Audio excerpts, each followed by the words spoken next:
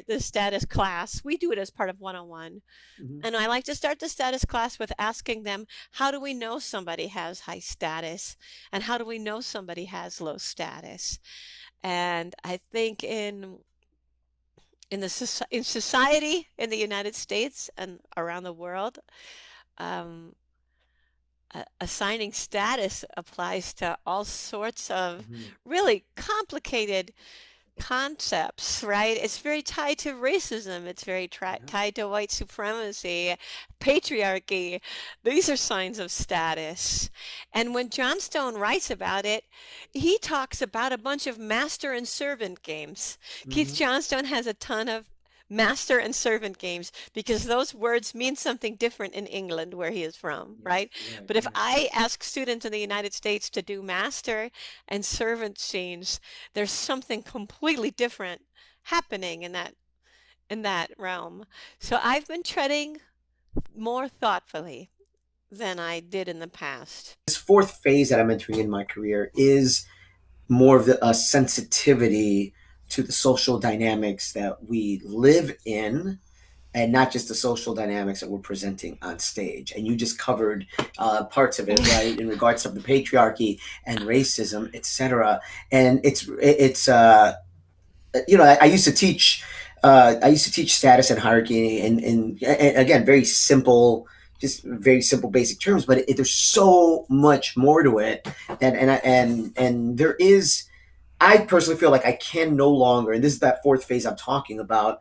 I can't no longer check the real world at the stage door or at the rehearsal door. I think I've been naive in the past, Mm-hmm. and not paid any attention.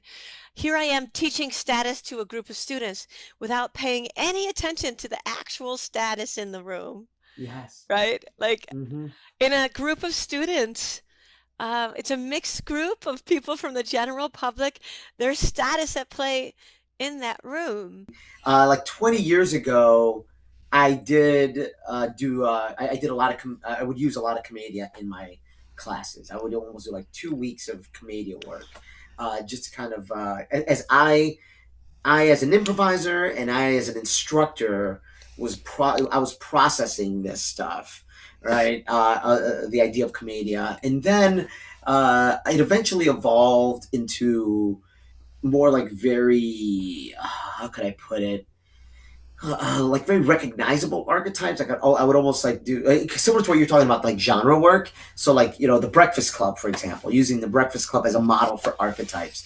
And I would talk about, okay, I'm going to give you an archetype, and then that word will just be a trigger for all of this other information that you could download into your brain to create a character immediately, right? And that character sometimes also comes with a certain status, right? The jock in a Breakfast Club, right? Or could come in with a certain status. And then now that was I've not started. I have dropped that, and I still keep a little bit of archetype work as a way to access characters quickly, but I don't do it. I don't use. I don't try to anchor it and stuff like genres. Instead, I'll do like like I'll say like the mentor, for example, or the lost romantic, right, or stuff like that. Something that's a little bit more like not specific to a genre, but like just a little bit. It could be applied across different genres, and I use that specifically to help like some of my students who are having trouble accessing characters.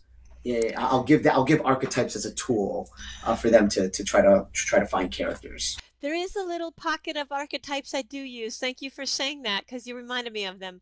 I teach a workshop called The Other Conflicts Mm-hmm. because in improv, we often only see man versus man conflicts, Mm-hmm. but when we study literature, depending on how good your high school was, like we learn about all these other conflicts like man versus society, man versus himself, man versus Mm. technology, um, man versus God, whatever. Yeah. Um, and so I worked out some archetypes specifically to help people when they're the second person in a scene that is not a man versus man conflict.